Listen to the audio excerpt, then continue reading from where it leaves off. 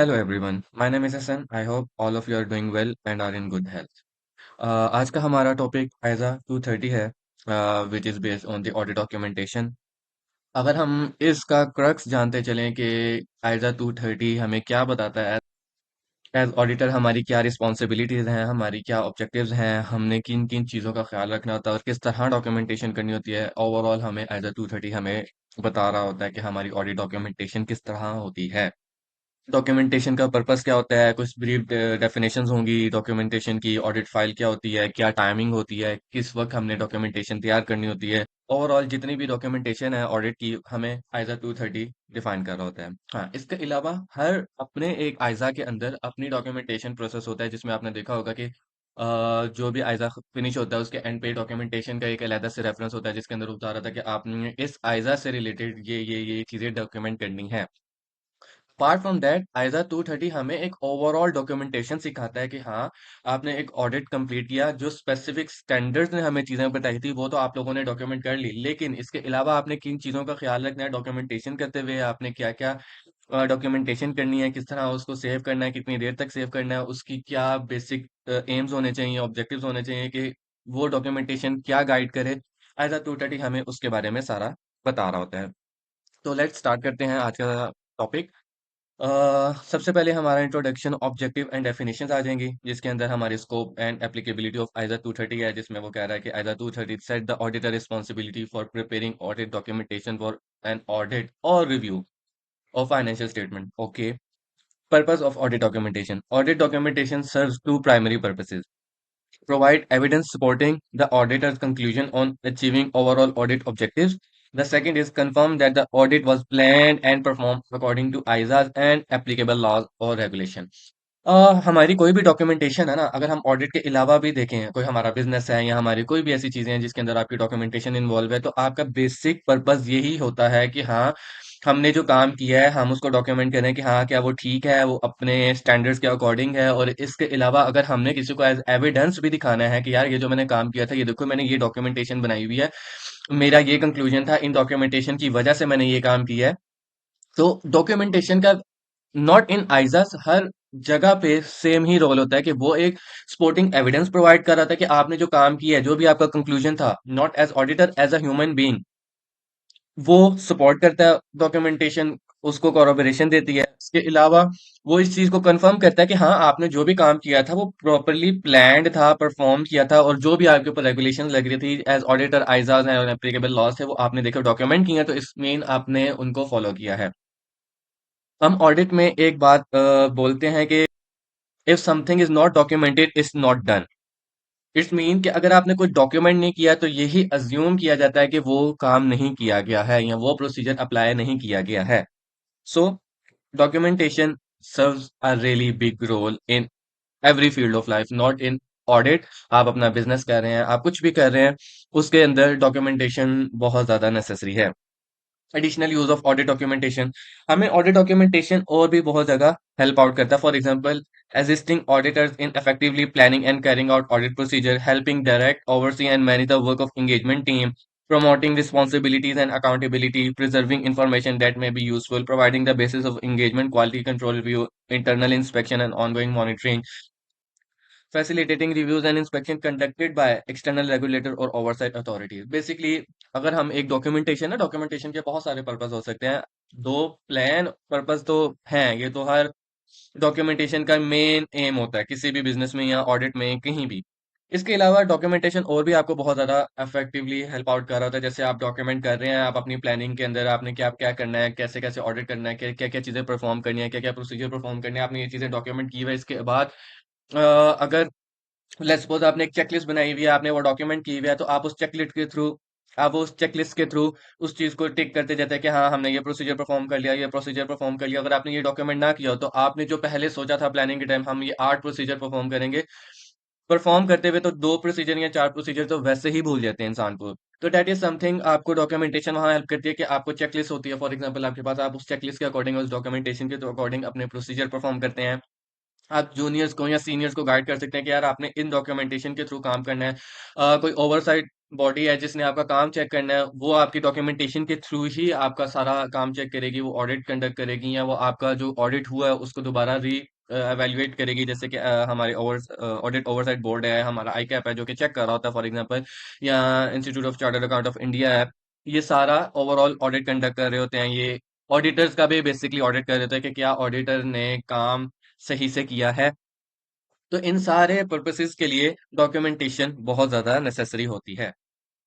इसके अलावा यहाँ पे आ जाती है की डेफिनेशंस कुछ। Audit documentation record of procedure perform audit evidence obtain and conclusion read. बिल्कुल, ऑडिट डॉक्यूमेंटेशन हमारी यही होती है कि हमने क्या काम किया, हमारा क्या एविडेंस था जो हमने ऑब्टेन किया, और हमारा कंक्लूजन क्या है, हम उसको सारा डॉक्यूमेंट कर देते हैं।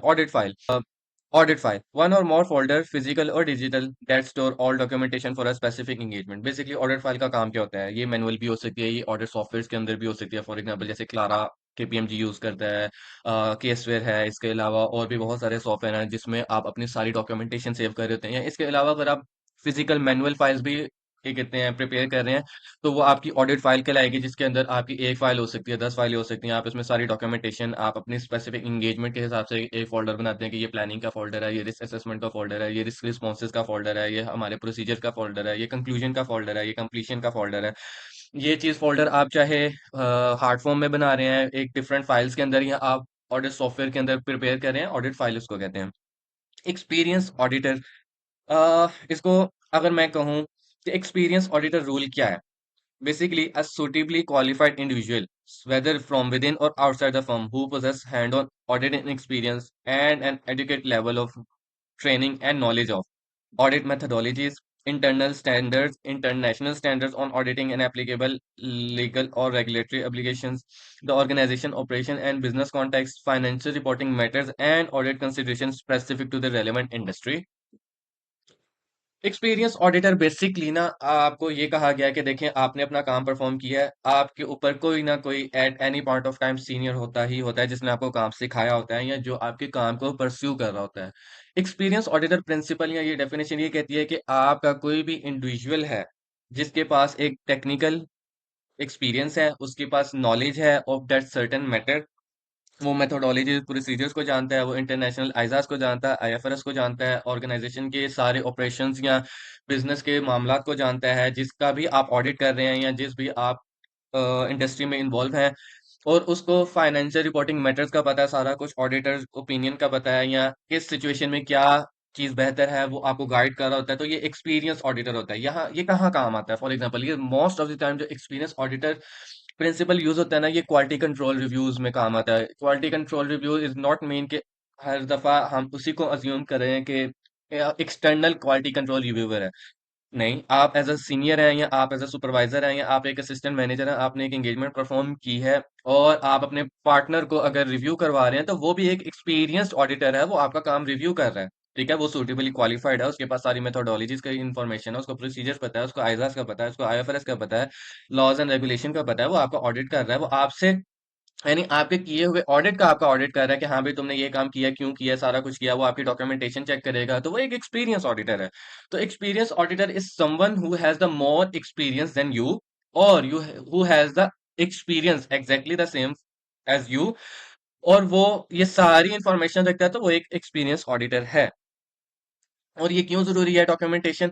डॉक्यूमेंटेशन एक्सपीरियंस ऑडिटर को हेल्प आउट करती है कि क्या देखे, वो डॉक्यूमेंटेशन के थ्रू ही देखेगा कि भाई मेथोडोलॉजीज क्या अप्लाई की गई हैं, प्रोसीजर्स क्या अप्लाई किए हैं, इंटरनेशनल स्टैंडर्ड्स क्या कहते थे, लीगल लॉज क्या कहते थे, इसके अलावा बिजनेस कैसे चल रहा था, उसके हिसाब से उन्होंने क्या काम परफॉर्म किया, ये सारा कुछ आपने डॉक्यूमेंट किया होगा, तो एक्सपीरियंस ऑडिटर जो होगा वो उस चीज को चेक करेगा।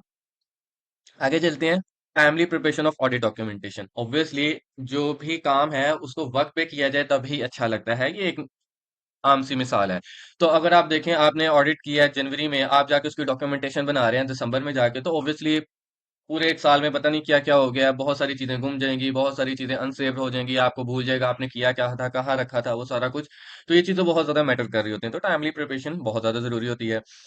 Preparing audit and appropriate audit records on timely basis enhance the overall quality of audit. It enables proper review and assessment of audit evidence and judgment. Documentation completed after a significant delay is generally documentation completed after significant delays is generally less reliable than records prepared concurrently with the audit work. Obviously, देखिए मैंने आपको अभी इसकी मिसाल दी कि आपने एक जनवरी में काम किया, अब उसकी डॉक्यूमेंटेशन दिसंबर में जाके कर रहे हैं, तो ऑब्वियसली वो लेस रिलायबल, आप बहुत सारी चीजें भूल जाएंगे, आपको याद ही नहीं होगा कि क्या क्या मैंने परफॉर्म किया था, कौन सा डॉक्यूमेंट कहाँ रखा था।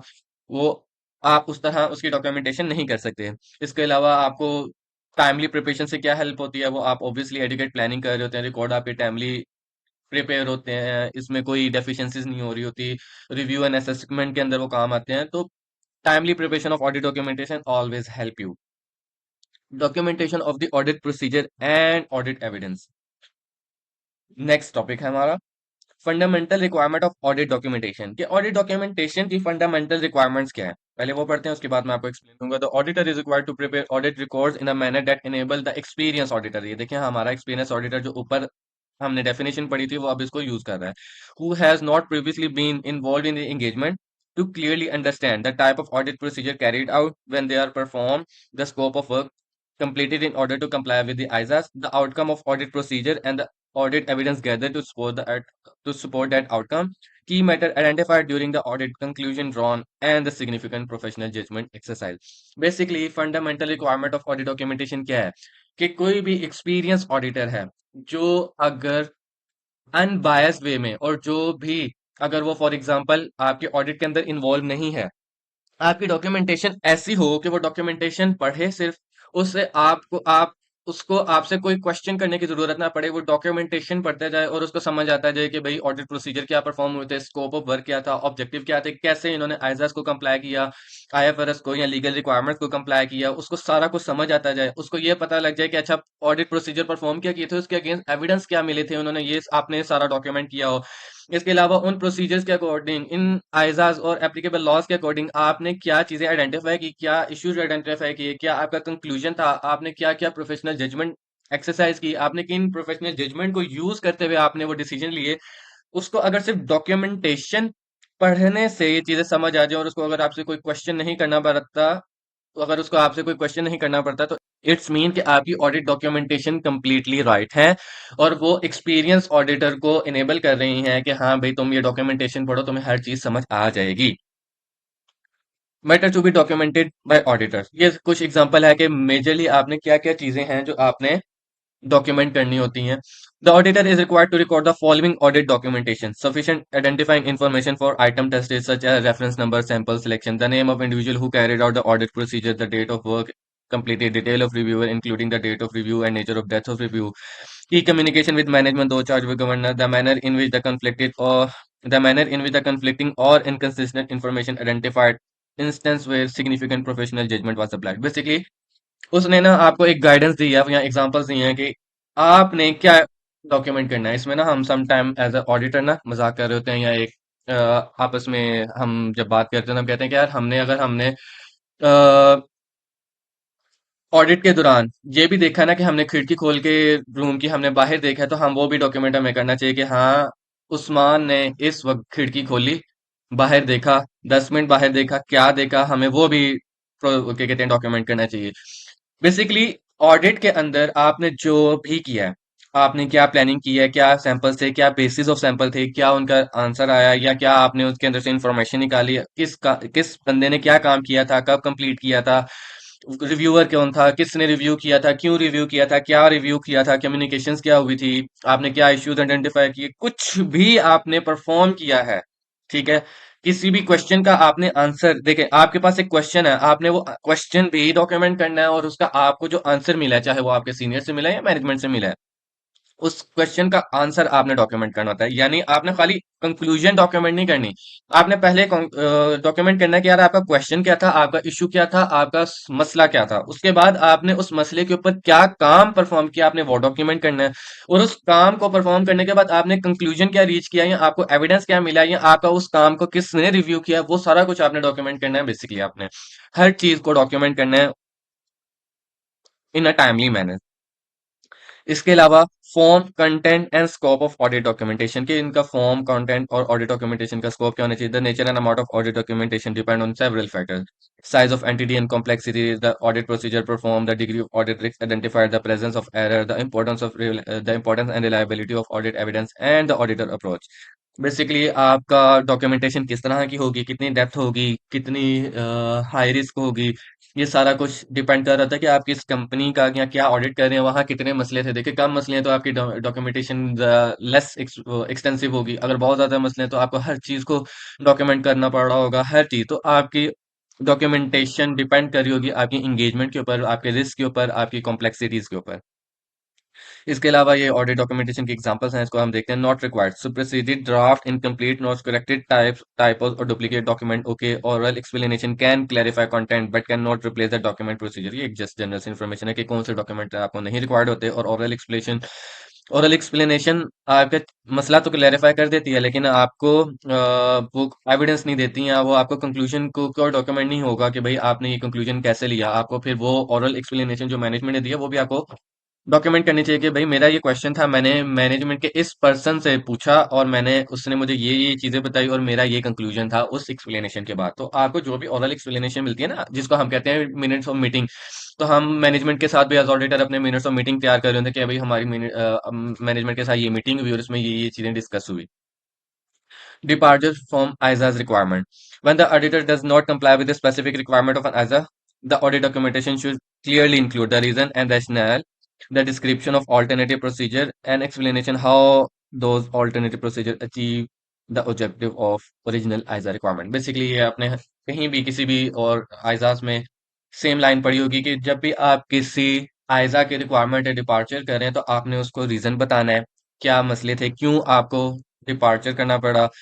आपने क्या इससे तो डिपार्चर कर लिया, लेकिन जो भी ये आयजा आपको चीजें करने को कह रहा था उसका आपने ऑल्टरनेट क्या परफॉर्म किया। फिर आपने इस आयजा की रिक्वायरमेंट इसको नहीं कंप्लाई किया, लेकिन ये जो चीजें थी इसको फिर आपने कैसे इंश्योर किया कि जो इस आयजा ने बताई थी वो सब कुछ आपने अच्छे से डॉक्यूमेंट करना होता है। और आपने एक्सप्लेन करना होता है कि हाँ भाई किस तरह आपने अदर प्रोसीजर्स के थ्रू आपने वही चीज अचीव की और आपका क्या कंक्लूजन था। Matter arising after the auditor report date. लेकिन आप ऑडिट कर रहे होते हैं और आप ऑडिट के दौरान सारी अपनी कंक्लूजन रीच कर लिया, आपने डॉक्यूमेंटेशन कर ली, सारा कुछ कर लिया, आपकी सारी डॉक्यूमेंटेशन कंप्लीट थी। तो एज ऑडिटर आपका जो पार्टनर था या आपका सीनियर था या आपका क्वालिटी कंट्रोलर था, उसने आपका रिव्यू किया, सारा कुछ किया, और जब सारा कुछ ठीक था, ऑडिट डॉक्यूमेंटेशन पूरी थी, तो रिपोर्ट जारी कर दी। ठीक है। तो अब उसके बाद कोई मसला आता है या कोई उसके बाद इश्यू आता है, तब क्या करें? बिकॉज आपकी पिछली डॉक्यूमेंटेशन कंप्लीट थी तभी जाके आपकी ऑडिट रिपोर्ट साइन हुई है, राइट? हम यही कह रहे हैं कि भाई हमने सारा सफिशिएंट एविडेंस कंक्लूड कर लिया है, हमारे पास सारी डॉक्यूमेंटेशन है, everything is good to go, now give the auditor report. अब इसके बाद क्या करना है, ये उसके ऊपर टॉपिक है। When exceptional When exceptional situation arise after the auditor report has been issued, such as identification of subsequent event or discovery of material misstatement, the auditor may carry out additional audit procedure and include new or revised documentation. In such circumstance, the auditor is required to document the specific reason that made it necessary to amend the audit documentation, detail of additional procedure performed, the identity of the individual who performed, and the identity of the person who reviewed.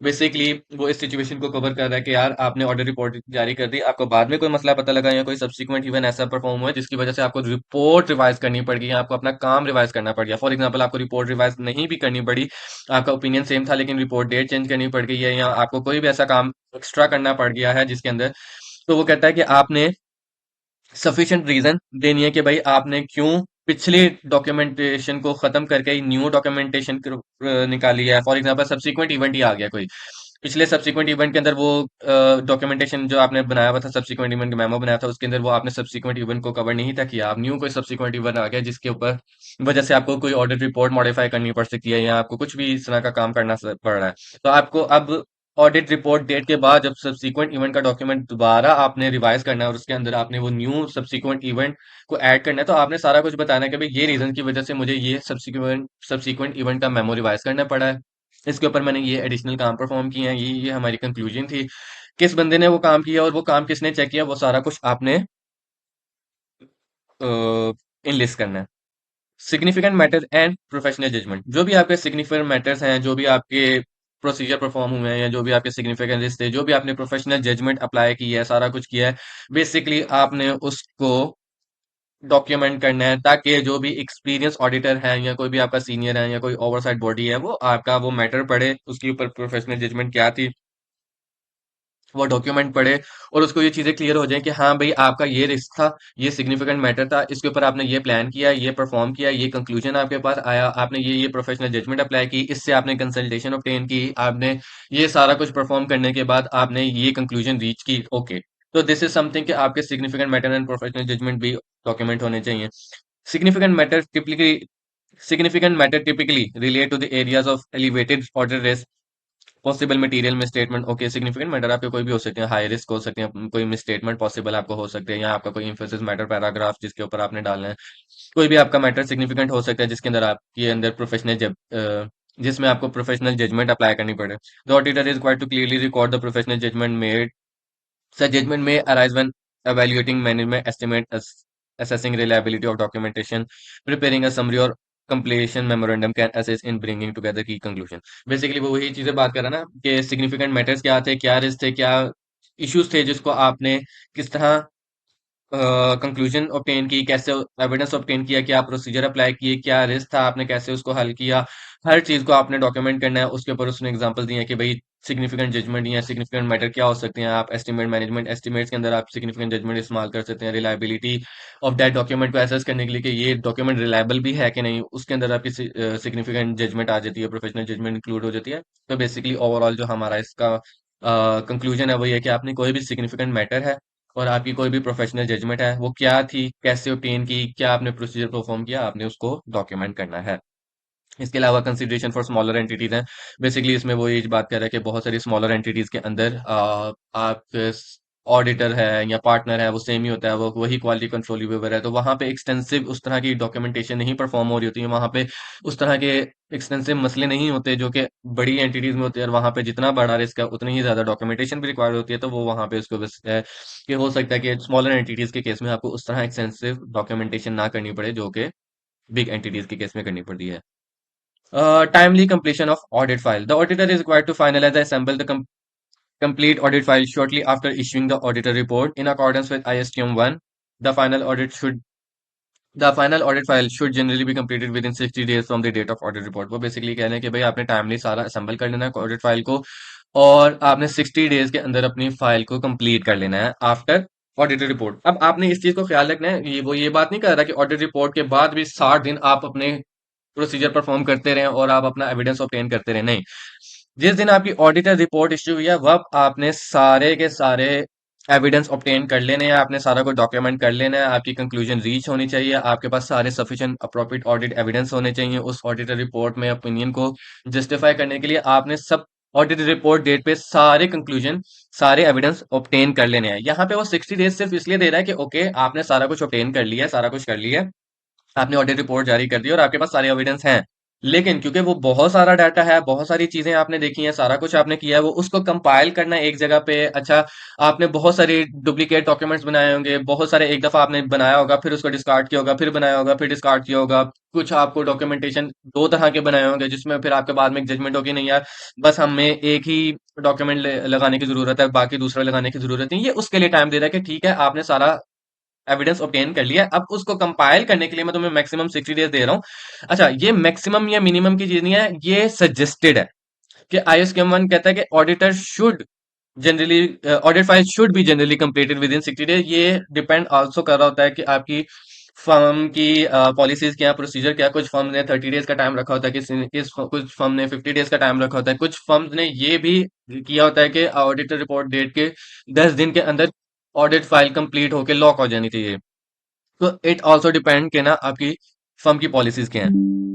Changes in documentation during the file assembly period. The process of assembling the audit file is primarily administrative and may involve the following updates, including and replacing document, removing outdated document, duplicate working paper, or organizing, sorting, or cross-referencing, completing and signing of the file complete checklist. For example वो बस इतनी सी बात कर रहा है कि आपने जो वो 60 डेज ऊपर आपको दिए गए हैं उसके अंदर आप किस तरह के चेंजेस कर सकते हैं। उसने इतनी सी बात किया है कि आप कोई डुप्लीकेट डॉक्यूमेंट है रिमूव कर रहे हैं, आउटडेटेड डॉक्यूमेंट रिमूव कर रहे हैं, ऑर्गेनाइज कर रहे हैं, सॉर्ट आउट कर रहे हैं, क्रॉस रेफरेंस कर रहे हैं, साइनिंग कंप्लीशन चेकलिस्ट को कंप्लीट कर रहे हैं कि हाँ भाई ये हाँ सारा कुछ हो गया है। आपने इस तरह के काम करने हैं डॉक्यूमेंटेशन के अंदर, इस तरह के चेंजेस करने हैं। ये नहीं करना कि आपने पहले कुछ एविडेंस ऑब्टेन किया था, अब आप रिपोर्ट डेट के बाद फर्दर एविडेंस ऑब्टेन कर रहे हैं कि अच्छा ये भी दे दो, ये भी दे दो, मैंने उस टाइम ये नहीं था प्रोसीजर परफॉर्म किया। ऑडिट रिपोर्ट डेट के बाद आप कोई प्रोसीजर फर्दर कोई एविडेंस ऑब्टेन नहीं कर सकते। हाँ, वो डिपेंड करता है कि अगर कोई सब्सिक्वेंट इवेंट आ गया तो उसके ऊपर अगर आपको एविडेंस लेना पड़ा और उसके ऊपर फर्दर आपको प्रोसीजर परफॉर्म करें, that is a difference case scenario.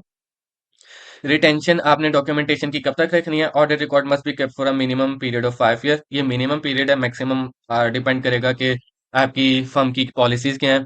The date of from the date of auditor report और the date of group auditor report if applicable whichever occurs the letter. The auditor must not delete और discard any documentation before the retention period. Basically आपने 5 year तक तो रखने होते हैं from the date of auditor report, और अगर group audit है तो ग्रुप ऑडिट रिपोर्ट डेट के बाद। और उससे पहले आप अपने डॉक्यूमेंटेशन को डिस्कार्ड नहीं कर सकते। ये आपके ऊपर कंपलसरी है। कुछ फर्म की ज्यादा टाइम की लिमिट की भी पॉलिसीज होंगी, तो बेयर मिनिमम 5 ईयर्स है, और इससे ज्यादा आप जितना मर्जी रखें। Change after final audit file assembly. If it become necessary to modify the audit file after its completion, such as following a monitoring review or an external inspection, the auditor must clearly explain the reason for change, the document who made the change, the date it was made and who reviewed. वो कहता है basically कि file assembly period के बाद कोई changes आपको करना पड़ता है, बहुत ज्यादा अगर जरूरी हो गया। और वो केस भी क्या है कि अगर आपको भाई रिव्यूअर नहीं है, एक्सटर्नल इंस्पेक्शन के केस में किसी ने बाय आईकैप का ऑडिट आ गया, आईकैप आपकी फाइल रिव्यू कर रहा था या ऑडिट ओवरसाइट बोर्ड आपकी फाइल रिव्यू करता था और उन्होंने कोई चेंजेस आपको सजेस्ट किए हैं, तो दैट इज समथिंग कि वो फिर आप प्रॉपर रीजन आउट करेंगे, और वह किसने वो चेंजेस किए और क्या कहते हैं किसने उसको बनाया और किसने रिव्यू किया, वो सारा कुछ आपने डॉक्यूमेंट करना है।